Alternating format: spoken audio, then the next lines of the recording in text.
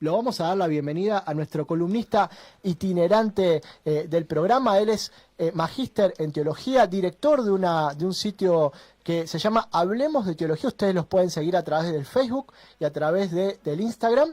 Y lo tenemos en línea para hablar de varios temas, ¿no? Como le dije el otro día que estaba acá en el piso, es como nuestra rocola teológica, donde nosotros traemos un montón de temas y él siempre nos explica tan amablemente a nosotros y a la audiencia de qué se trata y qué son las cuestiones que van sucediendo en la Iglesia y en la religión mundial. Agustín, muy buenas tardes. ¿Cómo estás? Buenas tardes. ¿Cómo anda? Buenas tardes, ¿cómo están? ¿Cómo andan todos? Muy bien. Nada de eminencia, nada de esas Usted es su cosas. eminencia, usted es una eminencia. Ningún título. Su eminencia Ningún reverendísima, título. como dicen en la Iglesia. Nada, sí, no, nada de eso, Agustín y ya.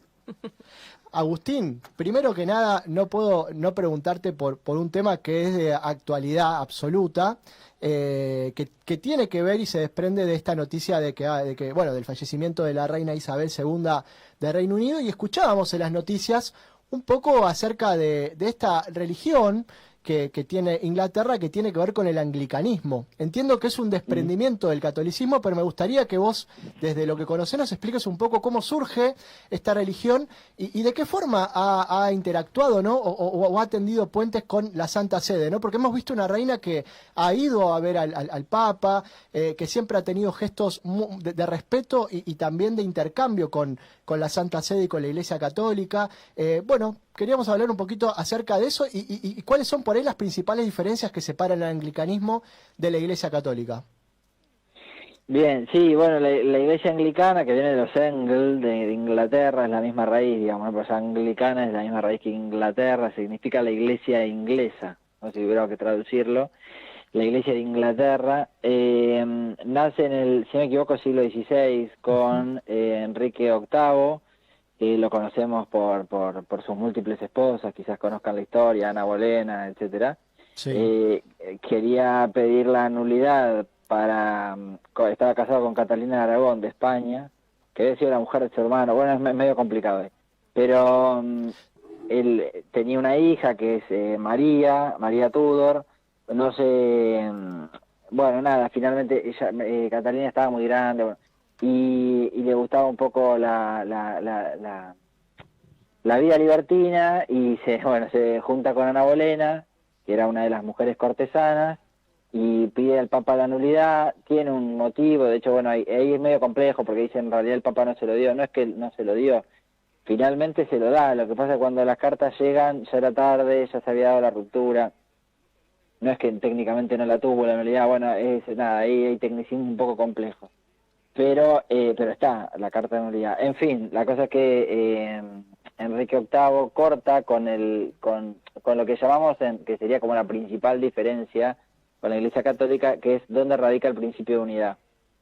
Es decir, los católicos apostólicos romanos reconocemos que el principio de unidad en la fe está en el obispo de Roma, que comúnmente lo llamamos el Papa, ¿no? El obispo de Roma. Después hay otras iglesias ortodoxas, por ejemplo, lo llamamos ortodoxas, que son católicas no romanas, que encuentran su principio de unidad, por ejemplo, en la iglesia griega, en el patriarca de tal lugar. Sí, el patriarca de Constantinopla, por ejemplo, que claro, ha sido conocido, sí. Exacto. Entonces lo que hace Enrique VIII es cambiar el principio de unidad. A partir de él ya no va a ser más el obispo de Roma, sino el rey de Inglaterra. Bien. Esta es la gran diferencia, y una de las primeras medidas que toma es que las personas podían divorciarse y volverse a casar, que era lo que no estaba permitido en la Iglesia Católica Romana. Bien. Para lograr poder casarse con Ana Bolena, y después se vuelve a casar, de hecho. Le corta la cabeza a Ana Bolena y la manda a que le corten la cabeza, a decapitar. Y se casa otra vez, creo que una vez más, pero en total tiene creo que 6 esposas. Si no. Bueno, maravilloso. La mayoría las manda a matar. Él es el iniciador de lo que llaman acá poliamor, ¿no? De alguna manera. En lo general piensan lo mismo el anglicanismo y la Iglesia de Roma, ¿no? Que a veces son cuestiones más humanas, pero que ha habido siempre intercambios recíprocos, incluso ha habido reyes y reinas que se han convertido en silencio al catolicismo, y eso le ha generado muchos problemas en la corona británica, ¿no? Ha sido un tema muy complicado a lo largo de la historia de la Iglesia de Inglaterra y de la corona británica. Sí, de hecho, por ejemplo, el caso de, no solo en la historia más reciente, sino María Tudor, por ejemplo, la primera hija que asume el trono a la muerte de Enrique VIII, que era hija de la hija de los reyes católicos de España, reinstaura el catolicismo, manda a matar a bastantes personas y después, bueno, muere, la sigue la hermana Elizabeth, que era la hija de Ana Bolena, y la conocen como a la sangrienta María, ¿no? La Bloody Mary. Y es gracioso porque todos mandan a matar la misma cantidad de gente, pero como la historia la escriben los vencedores, a uno lo conocen como sangriento y a otro no exime de culpa, pero quiero decir, es gracioso. Bueno, y las principales diferencias, sí, bueno, no solo es el principio de unidad, y después lo otro, en lo sacramental hay algunas diferencias. Bien. Porque como en el Concilio Vaticano II no está del todo asumido, hay algunas diferencias ahí doctrinales, son las menos, no es tanta diferencia, y la otra gran diferencia es la ordenación sacerdotal de mujeres, inclusive de obispos, de episcopas, que en la Iglesia Católica Romana no hay. Bueno, hablando de mujeres, nos vamos a meter en un tema que el Papa estuvo dando una entrevista para una cadena televisiva de Portugal, y le preguntaron puntualmente por el papel de la mujer en la Iglesia, ¿no? Y se referían específicamente a la designación que viene haciendo el Papa en distintos dicasterios de la Santa Sede de mujeres, ¿no? Para integrarlos, para empezar a tomar decisiones. Y el Papa fue claro, ¿no? Dijo, la mujer... la Iglesia es femenina, ¿no? Y la mujer tiene un papel preponderante y fundamental en la vida de la Iglesia. Sí, bueno, acá lo que hay que recordar, me parece siempre que es esencial, que es algo que Francisco insiste mucho, que es que no hay que identificar espacios de toma de decisión o de poder, podríamos decir, con una cuestión de género, ¿no? Que es como históricamente lo hemos hecho. O sea, históricamente en la Iglesia se ha identificado que los espacios de toma de decisión y de poder son solamente reservados a varones y clérigos, no solo varones, ¿no? Porque tampoco laicos varones ocupan esos lugares, ¿no? Los ocupan solamente sacerdotes que, bueno, contextualmente son varones. Entonces, esto es lo esencial, ¿no? Pero no es que están íntimamente vinculados, ¿no? Lo que pasa es que en la historia se ha dado de esta forma por malas interpretaciones en lo que es el pastoreo, ¿no? La pastoral. Y bueno, creo que es muy bueno que Francisco insista, ¿no? En que las mujeres ocupen cada vez más espacios en toma de decisiones y de a poco volver a darle al clérigo su lugar de pastoreo en lo estrictamente clerical de su ministerio, cuando hay otros lugares que tranquilamente, otro tipo de cargos y de toma de decisiones y espacios de poder que pueden ocupar tanto laicos varones como mujeres, como religiosos, etcétera, ¿no? Es decir, sacarle un poco al clérigo, sacerdote, esa exclusividad de ocupar ese tipo de lugares que no le corresponden por el hecho de su ministerio, no al menos necesariamente, ¿no?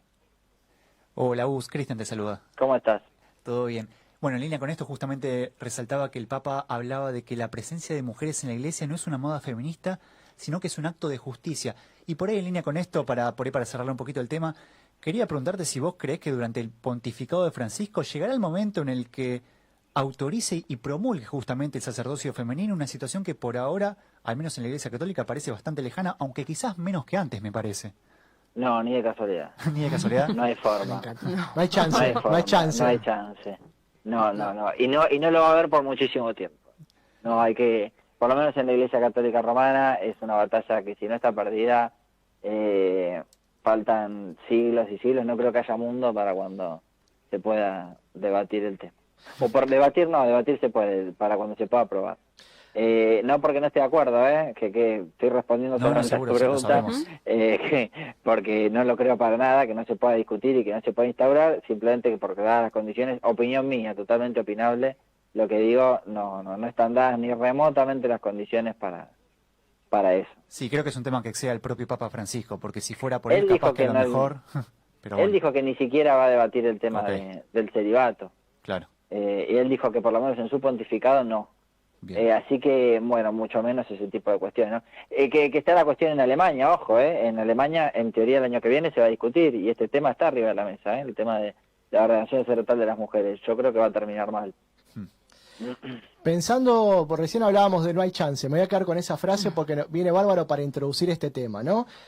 Asistíamos en esto de no hay chance, hay alguien que quería ser cardenal, el arzobispo de Milán, Mario Del Pini quería ser cardenal, y el Papa le dijo no hay chance, y nombró cardenal al arzobispo de Como, ¿no? Y él, bueno, ahí empezó a verbalizar públicamente su disgusto por no haber sido elegido cardenal, incluso se metió con una cuestión futbolística, le dijo, ¿qué podemos esperar del Papa si es de River? No ganaron nada, ¿no?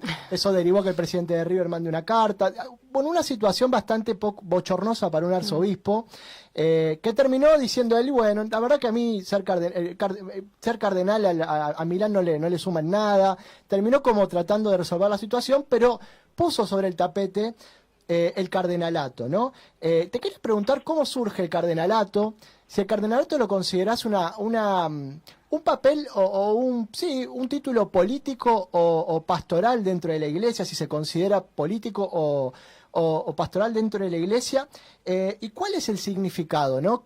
¿Cuál es el papel que desempeña un cardenal en la Iglesia actual y moderna? Prologio de San Lorenzo. Sí. Bueno, pero te viste que se equivocó, no sé si lo viste. No, sí, no dijo, no estoy al tanto, pero...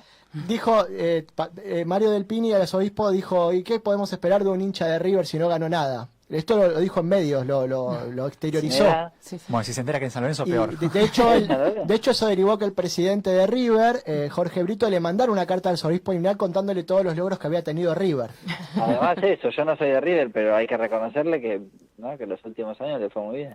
Sí, ha sido un paso de comedia, ha terminado en una... Te digo que estaba para estar con Ángel de Grito, terminó con Ángel de Grito en LAM, te juro que estaba para sentarse con Janela Torre. No lo sabía, lo voy a buscar, lo voy a buscar, me perdí el puterío. Sí. Estuvo interesante. Bueno, sí, lo voy a buscar. Los cardenales son una institución dentro de la Iglesia que no es de los comienzos de la Iglesia, no es que siempre fue así, es una institución medieval. Porque antiguamente a los papas inclusive se los elegía hasta por aclamación popular sin ser clérigos, o sea, ejemplos de papas que no eran ni sacerdotes. Se elegía de otra forma. El cardenalato surge como una institución medieval donde se designan por territorios una X cantidad de posibles futuros obispos de Roma, es decir, papas. Y tiene esta connotación pastoral. Una nota importante es que no son más obispos que otros, digamos, ¿no? Claro. No es que es un cuarto grado del orden. El orden tiene 3 grados: diáconos, presbítero, obispo. El cardenalato es una institución más honorífica que predispone o que le permite entrar a determinado obispo al colegio cardenalicio. Bien. Es decir, a los futuros elegibles como sucesores del obispo de Roma o como futuros papas. Son esos que vemos de rojo. Bien. El color rojo es porque se supone, esto sería interesante ponerlos a prueba, es porque están dispuestos a dar la vida, ¿no? El rojo por la sangre, ¿no?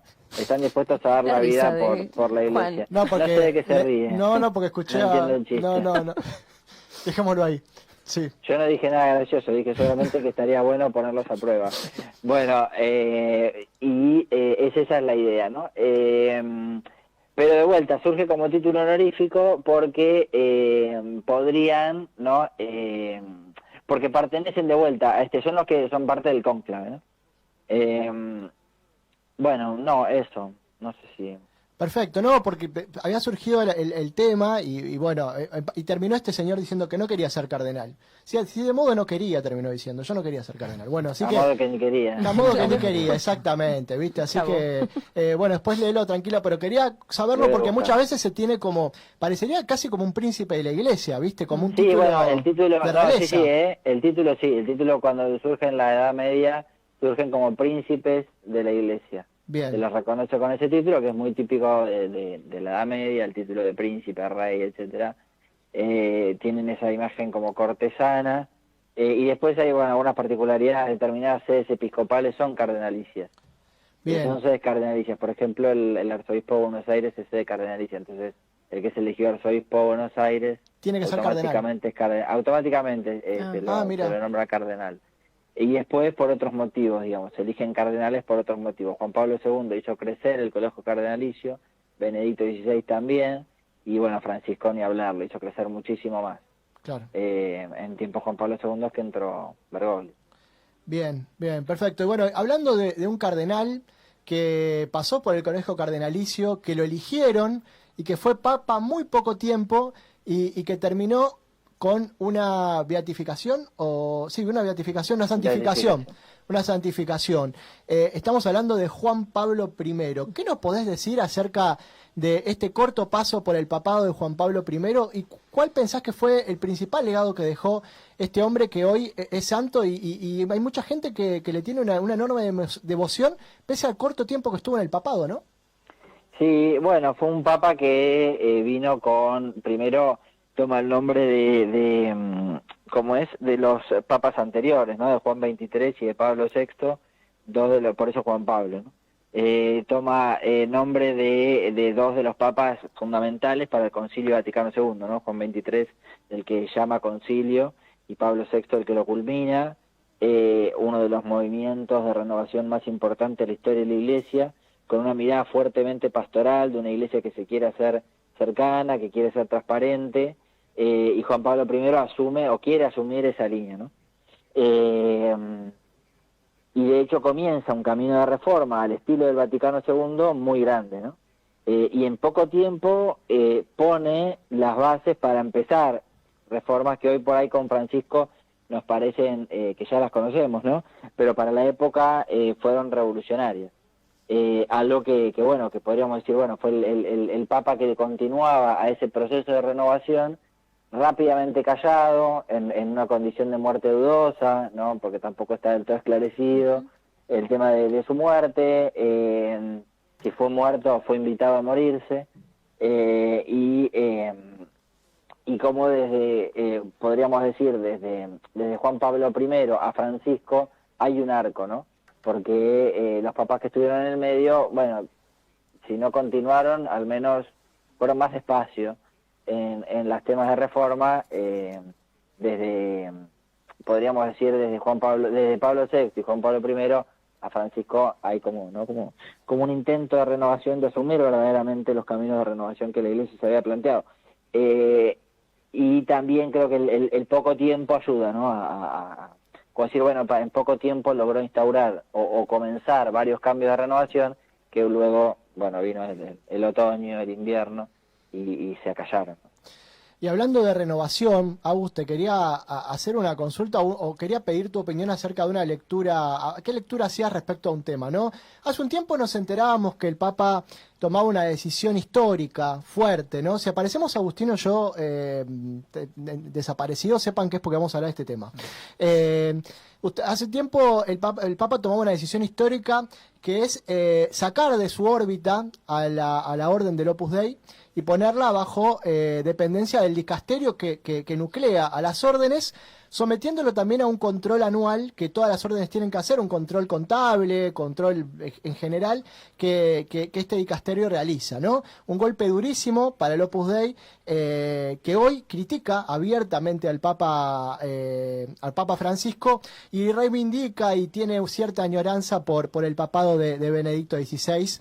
Doy fe porque he estado con algunas integrantes de esta prelatura y me lo han manifestado de ese modo. Por otro lado, nos enteramos esta semana que también el Papa tomó una decisión fuerte sobre una orden muy, muy antigua y muy poderosa que es la Orden de Malta, donde también descabezó a las máximas autoridades de esta orden, la intervino y empezó un proceso también de renovación de esta orden que había también tenido serios inconvenientes y varios escándalos, ¿no? ¿Qué lectura haces con este reordenamiento que está haciendo el Papa de órdenes tan fuertes y tan poderosas dentro de la Iglesia, ¿no? Me parece que es como una decisión como trascendental para la vida de la Iglesia, en particular de estas órdenes que también manejan mucho poder e influencia dentro de la Santa Sede. Bueno, el otro día salió también, para agregar, ¿no? Que lo voy a tratar, hablemos de teología, en estos días salió una nota en Religión Digital sobre que el 70% de la curia romana espera al próximo Papa, ¿no? Un 20% se manifiesta abiertamente en contra y un 10% a favor de Francisco. Bueno, es un dato interesante, ¿no? Porque nos muestra un poco cuál es esa guerra interna, y lo llama así, ¿no? El periodista que es un vaticanista muy importante, una guerra interna que hay en la Iglesia, donde hay todavía ciertos sectores de cuño más conservador que pujan, ¿no? Y que además tienen mucho peso dentro de la Iglesia, ¿no? Los que estamos como en otra onda no nos terminamos como de dar cuenta o de verdaderamente entender cómo van tejiendo redes, ¿no? Pero es cierto, esta gente está y pesa mucho. Lo que pasó y hay que defenderlo, Francisco, públicamente, ¿no? Podemos estar más o menos de acuerdo con sus cosas, yo soy también bastante crítico en un montón de cosas, pero también me acuerdo que venimos del invierno, y que vamos al invierno, ¿no? Que el winter is coming es cierto, digamos. O sea, en la Iglesia estamos por volver venimos de un invierno muy fuerte de casi 20 años y vamos a volver a un invierno. Entonces, digo, bueno, ahora que estamos en un verano, en una primavera, no, batallemos todo lo que haya que batallar. Y que no hay que tenerle miedo. Para tener miedo ya vendrán próximos papas. Ahora, dicho esto, al Opus Dei y a la Orden de Malta lo que les hizo fue como bajar un poco el copete, ¿no? El otro día de Religión Digital lo titulaba así, me pareció interesante el título. Es decir, le bajó el copete. Lo que hace es quitarles la autonomía que habían tenido, no de buena manera, porque es raro que las decisiones que se habían tomado, especialmente con el Opus Dei, nace de una forma demasiado extraña, al menos no del todo clara, y tiene demasiadas atribuciones que en otro contexto histórico no les hubiera correspondido, y que hoy en día es como decir, bueno, hay que ponerse en regla, ¿no? Es como lo que hemos visto Marvel como en Civil War, es esa pelea, ¿no? O sea, hay un momento que hay que ponerse en regla, ¿no? Que hay que poner los papeles arriba de la mesa y ponerse a control, ¿no? El Opus Dei estaba bastante descontrolado en este sentido, ¿no? O sea, le faltaba un control por pertenecer a la Iglesia Católica, porque después está la otra, yo esto que digo muchas veces a los fundamentalistas, digamos, si no te gusta el ordenamiento, nada, funda tu propia religión, está todo bien, digamos, no vas a ser el primero ni el último en separarse de la Iglesia. Los va a ver, los va a seguir habiendo. No sos original, pero toma te aliento a que tomes a que des el paso. Entonces, lo que está sucediendo con el Opus Dei es eso, ¿no? Fundamentalmente cuestiones de... Uy, justo tengo el timbre, se puso fundamentalmente con cuestiones de poder, ¿no? Es eso, ¿no? Es un control que se le está haciendo a nivel de... Concretamente es sobre la posibilidad de ordenar, de que el prelado superior, digamos, la principal persona, el superior de la orden, sea obispo, esto lo sacó, y que no pueden ordenar sacerdotes por su cuenta. Porque lo que terminaba sucediendo, por ejemplo, con el Opus Dei, es que se habían convertido en una diócesis paralela a las diócesis. Claro, porque tremendo. Podían ordenar sus propios sacerdotes, eso es inaudito. Es tremendo. Eso realmente es inaudito, no lo entendemos gravedad, nos parece un tecnicismo. Es gravísimo, significa que puede haber sacerdotes por fuera del control episcopal. Claro, y yo tampoco soy muy defensor del control episcopal y soy bastante crítico de esa forma, pero por lo menos uno tiene un determinado control sobre lo que está pasando.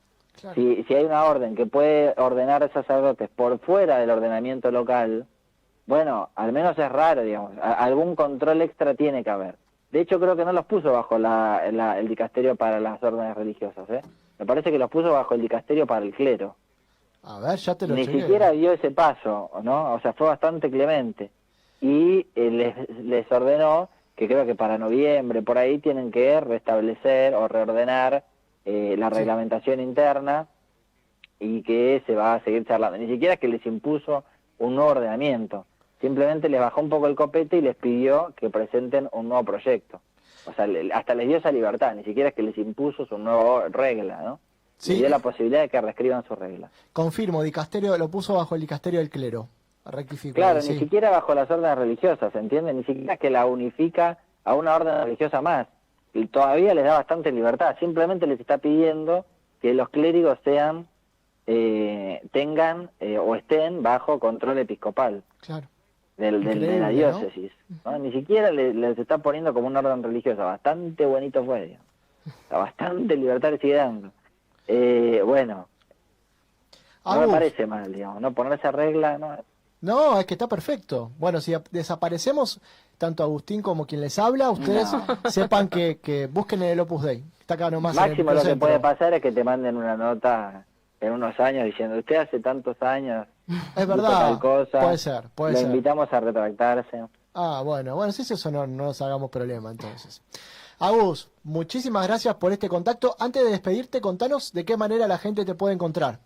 Bueno, y tampoco creo que nos escuchen, porque eso es lo otro que tienen los fundamentalistas, que no escuchan a los que no piensan como No te creas. no, no No te escuchan. creas, no te creas, mira. Bueno, hablemos de teología en Instagram Bien. y hablemos de teología.ar en Facebook. Bien, bien, Ahí síganlo porque aparte, más allá de las publicaciones que hace, que son recontra interesantes, tiene unas charlas a veces increíbles que uno se queda escuchándolo y da gusto ver ese intercambio que hace con personas que, o sea, no son como vos, pero parecidas, digamos, es increíble ver y aprendes un montón. Así que, ¿tenés alguna planteada que puedas decir? ¿No? El otro día grabamos con, me va a matar por decirlo, pero le grabamos con Marco Salas un capítulo para su Bien, muy teología en bueno. casa, para sus capítulos de teología en casa, que va a salir creo que el mes que viene o el otro, muy buena, esa les digo, es imperdible, la verdad que estuvo muy buena.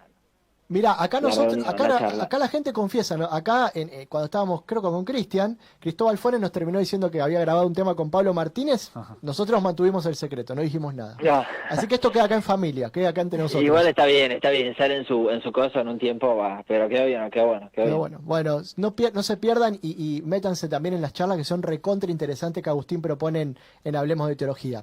Agus, buen fin de semana y gracias por esta charla y por desasnarnos en todos estos temas. Igual para ustedes, un abrazo. Fuerte abrazo. Pasaba Agustín Podestá, magíster en teología, director de Hablemos de Teología.